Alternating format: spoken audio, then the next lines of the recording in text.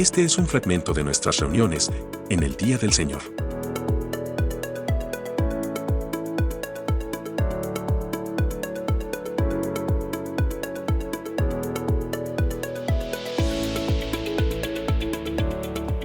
Dios los bendiga, hermanos. Hoy vamos a hablar acerca de esta pregunta que nos hicimos ya hace un par de semanas atrás, si debemos o no defender el Evangelio. ¿Debemos defender el Evangelio? Esa va a ser la reflexión del día de hoy, del Día del Señor. Le pedimos a Él que nos ayude a entender su palabra y a aplicarla a nuestra vida. Hoy muchos afirman que no hay que defender el Evangelio. Que al Evangelio no se lo defiende, no necesita nuestra defensa.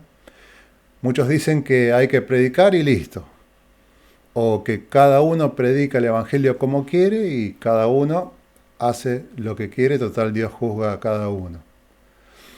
Otros dicen que una vez le dijeron a Jesús que uno andaba por ahí y Jesús le dijo, no se lo prohibáis. Este texto lo estudiamos, ¿lo recuerdan?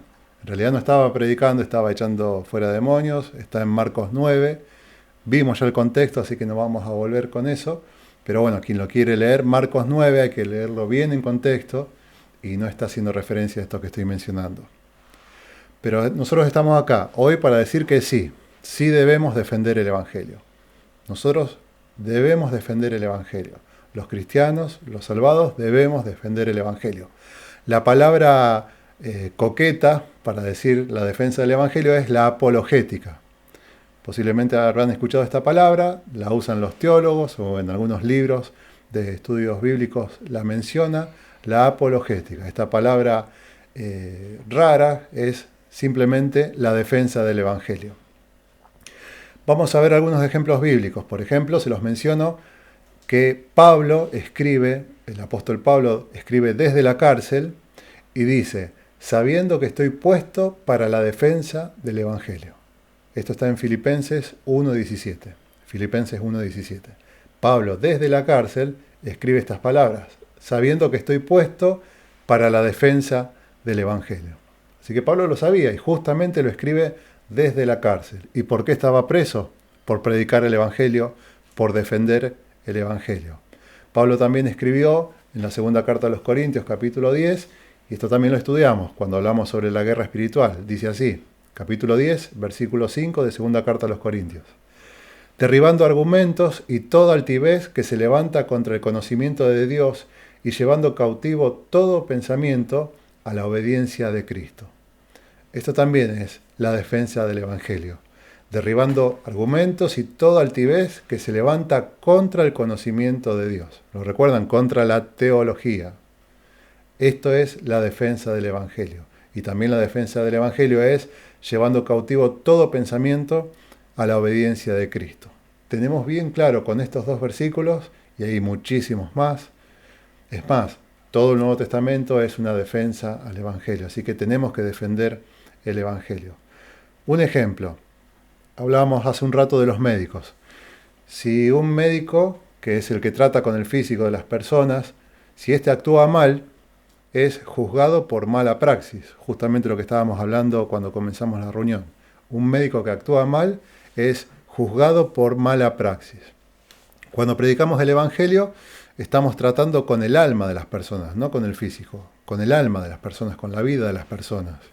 Imaginen lo duro que será el juicio si lo hacemos mal. Y también tenemos que saber que el juez va a ser Dios. Así que el Evangelio es un tema muy delicado, es un tema de vida o muerte, como siempre decimos.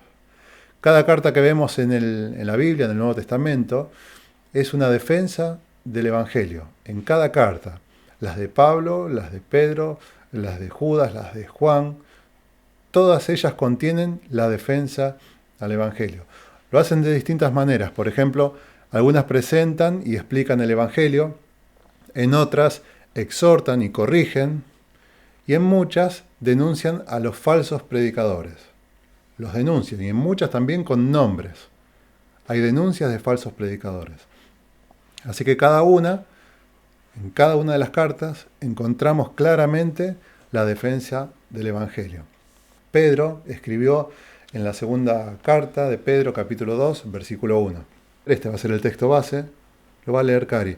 Segunda carta de Pedro, capítulo 2, versículo 1. Dice así la palabra de Dios.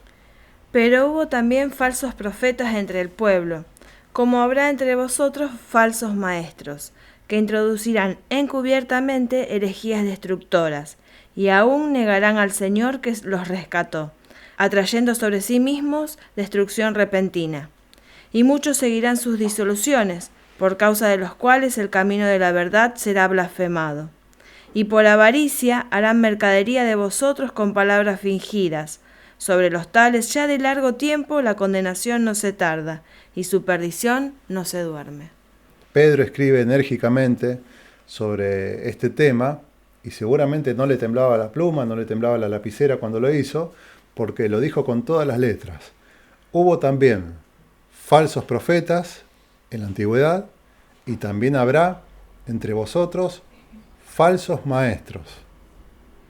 Y acá lo que tenemos que entender también, un detalle que nos muestra Pedro, él dice, en el pasado, entre el pueblo, entre Israel, hubo falsos profetas.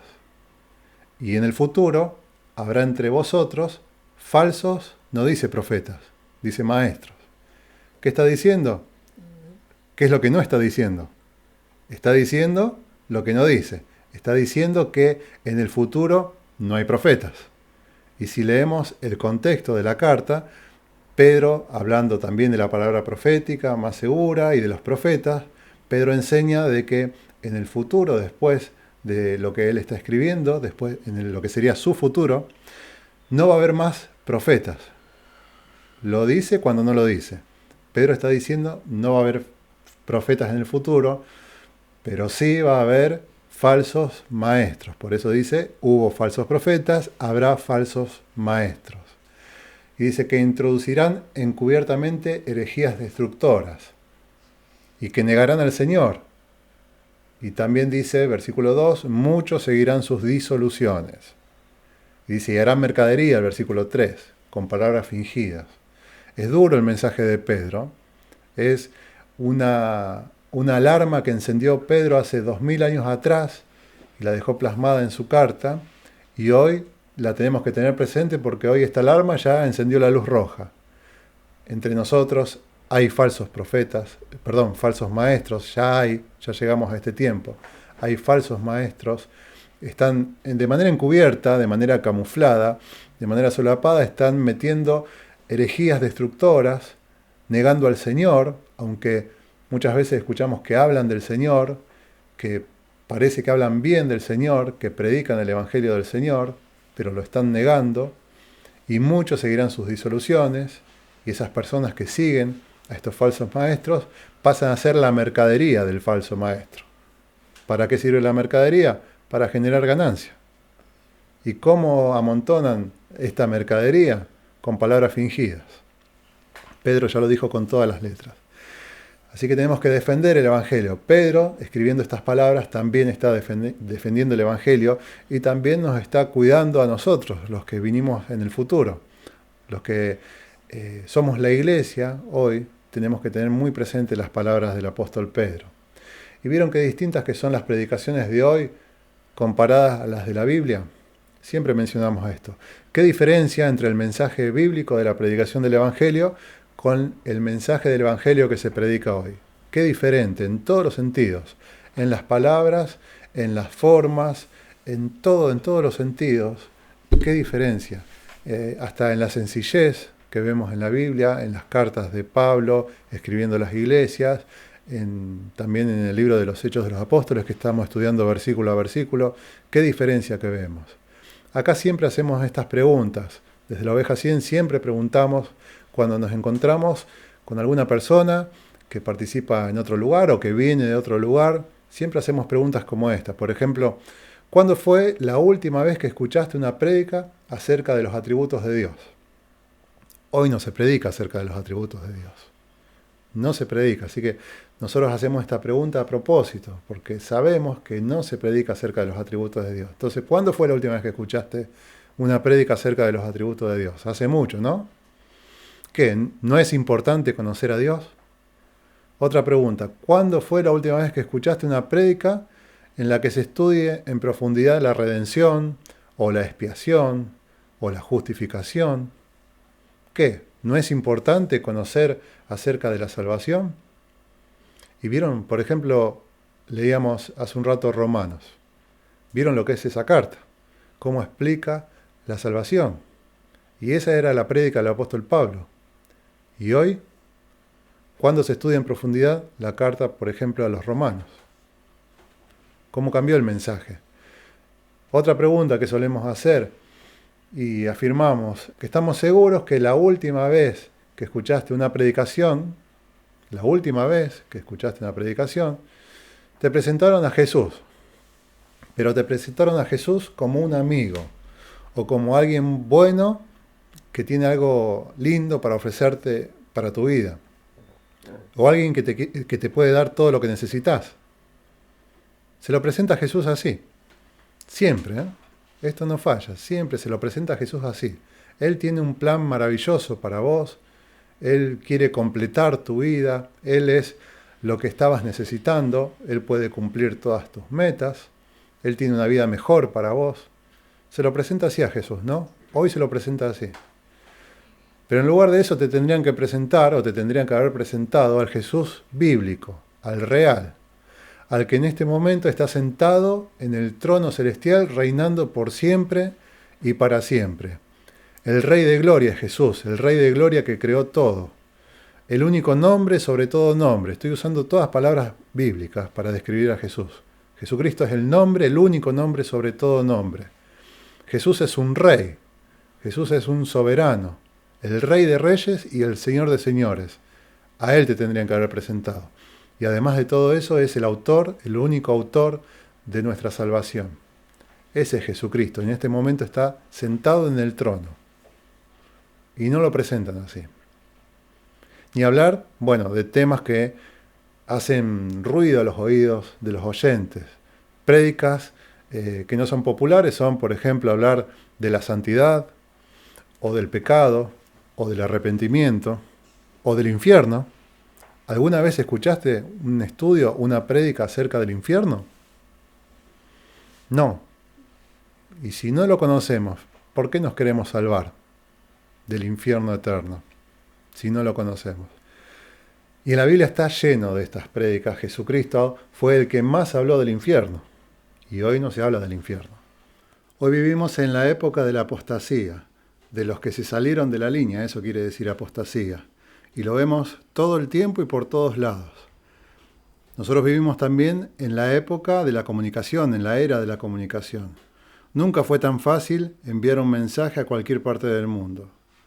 Hoy las iglesias tienen radios, canales de televisión, presencia en internet, grandes auditorios.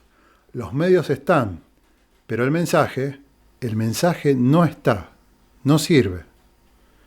El mensaje del Evangelio es simple, y siempre repetimos este texto. Primera carta a los Corintios, capítulo 15, vamos a los versículos 3 y 4, pero podríamos empezar desde el primero. Pero el 3 y el 4 dice, escribe Pablo, porque primeramente os he enseñado lo que asimismo recibí, que Cristo murió por nuestros pecados, conforme a las Escrituras, y que fue sepultado, y que resucitó al tercer día, conforme a las Escrituras. Este es el mensaje del Evangelio. Y el mensaje del Evangelio no necesita ni adornos, ni lujos, ni accesorios. No hay que buscarle la vuelta para que suene lindo, para que sea agradable. El mensaje del Evangelio tampoco es popular, ni tampoco es masivo. El mensaje del Evangelio es el que está en la Biblia. Y la Biblia, lo recuerdan, es la espada del Espíritu. La espada del Espíritu es la palabra de Dios. Y a nadie le gusta estar del lado del filo de la espada. A nadie le gusta estar del lado del filo de la espada. Por eso el Evangelio no gusta, no es convocante, no es masivo. Porque es ponerse del lado del filo de la espada del Espíritu, que es la palabra de Dios. Nuestro mensaje, el mensaje del Evangelio, lo que siempre predicamos, es contracorriente y contracultura. El Evangelio es contracorriente, contra la corriente del mundo y contra la cultura del mundo. Y yo pregunto, ¿Te resulta fácil o sencillo predicar el Evangelio puro? ¿Te sentís cómodo predicando el Evangelio puro? ¿No te pasa nada cuando predicas el Evangelio bíblico? Mirá cómo le fue a los predicadores más famosos del mundo, a los más famosos de todos. Mirá cómo le fue predicadores del Evangelio puro. Por ejemplo, lo estudiamos en el libro de los Hechos de los Apóstoles. A Esteban, ¿qué le pasó? Lo mataron a piedrazos. ¿Por qué? Por predicar el Evangelio.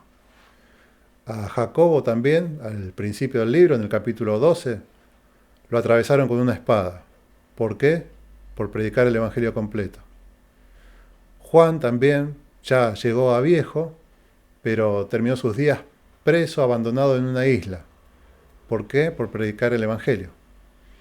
Según la historia y según la tradición, sabemos que Pedro, se dice, que fue crucificado como Cristo, pero la cruz la pusieron al revés, cabeza para abajo, ahí en lo que ahora es el Vaticano, la zona del Vaticano, por eso es el nombre San Pedro ahí de la Basílica.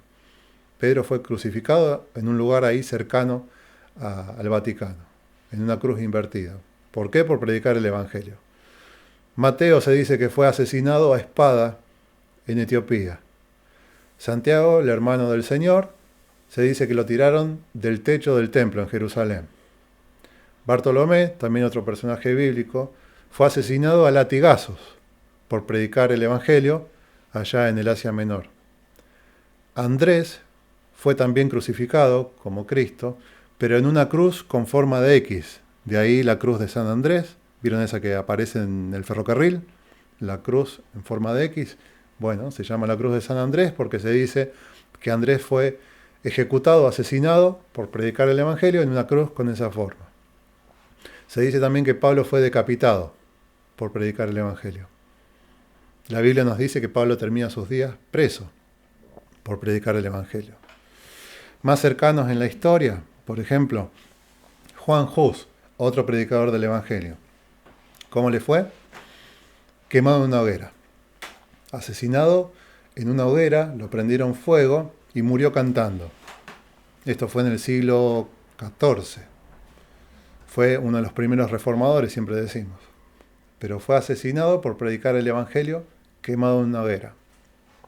Otro personaje de la historia, Julianillo Hernández. Esto es en la época de la Reforma. Julianillo Hernández. Tomen nota si alguno no lo conoce. Julianillo Hernández tiene mucho que ver con nosotros porque él tenía la manera de predicar contrabandeando Biblias. Era un contrabandista de Biblias que llevó Biblias a España. Y gracias al trabajo de él, el trabajo de contrabandear Biblias, la Biblia llegó a manos de Casiodoro de Reina.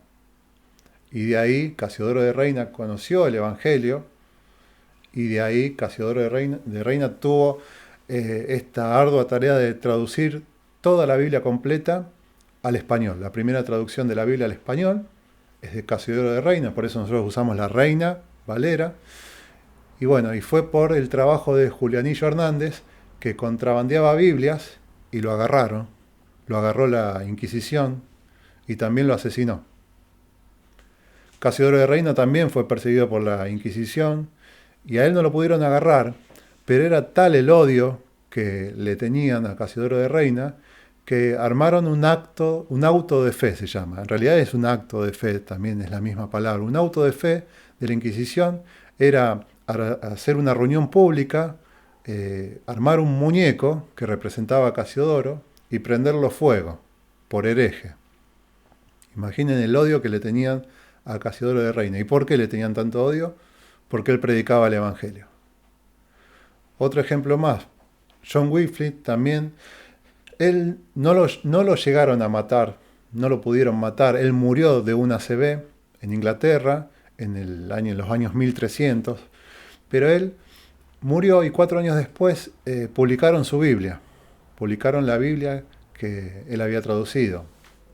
Y cuando vieron la Biblia y se enteraron de la predicación que tenía Wycliffe, se armó lo que sería un concilio, y ¿qué dictaminaron? Desenterrarlo y quemarlo. Otra vez, el odio que le tenían ya estaba muerto, pero lo desenterraron y lo quemaron, ¿Por qué? Por hereje, que en realidad es por predicar el evangelio puro. Así le fue a los predicadores más famosos del cristianismo. A los más famosos, y menciono algunos nomás, hay muchos más. Pero los que tenemos en la Biblia y los que tenemos en la historia, así les fue por predicar el evangelio puro en este mundo pecador. Estos son algunos ejemplos nomás, pero qué diferencia con los predicadores modernos de hoy, ¿no? ¿Qué diferencia? Estoy hablando de los predicadores más importantes del mundo, los de verdad, y también hago la comparación con los predicadores más importantes del mundo de hoy, los de mentira. Qué diferencia, ¿no? Y el mundo no es que está mejor ahora, porque alguno puede decir, bueno, antes era así, ahora no hay tanta violencia, ahora estamos mejor, ahora estamos en una sociedad más tolerante. No es así. El mundo no está mejor que antes. El mundo está mucho peor que antes. El mundo está mucho más alejado de Dios. Hoy se predica un evangelio mundano. Entonces el mundo no reacciona. Si el evangelio es mundano, el mundo no reacciona. Por eso no le molesta. Por eso no pasa lo que pasaba antes. Como conclusión, pregunto, ¿qué estás dispuesto a hacer por predicar el evangelio? Porque si recibiste el evangelio, ahora te toca a vos predicar el evangelio. ¿Qué estás dispuesto a hacer por predicar el evangelio? A nuestro Maestro, y esto lo sabemos todos, a Él, a Jesús, a Jesucristo, lo clavaron en una cruz por predicar la verdad. A Jesucristo lo clavaron en una cruz por predicar la verdad. Y yo pregunto, ¿vas a seguir escuchando y aplaudiendo a los mentirosos? Si ya los identificaste, o presta atención, identificarlo, ¿tiene algo que ver con la Biblia? Lo que se dice y lo que se hace, y lo que se enseña. ¿Vas a seguir escuchando y aplaudiendo a los mentirosos? ¿Vas a seguir siendo miembro, que a veces suena tan importante ser miembro de una iglesia de estas modernas? Iglesia o iglesias, esta que no tienen nada que ver con la iglesia que vemos en la Biblia, en Hechos de los Apóstoles, que no tienen nada que ver. Y no es que el Evangelio se renovó. El Evangelio no cambia. La palabra del Señor permanece para siempre. ¿Qué vas a hacer? ¿Vas a seguir siendo miembro de una iglesia así, una iglesia moderna, que poco tiene que ver a la de la Biblia? ¿O vas a reaccionar a la verdad de la palabra? Bueno, si reaccionás a la verdad de la palabra, eso es defender el Evangelio. Dios te bendiga.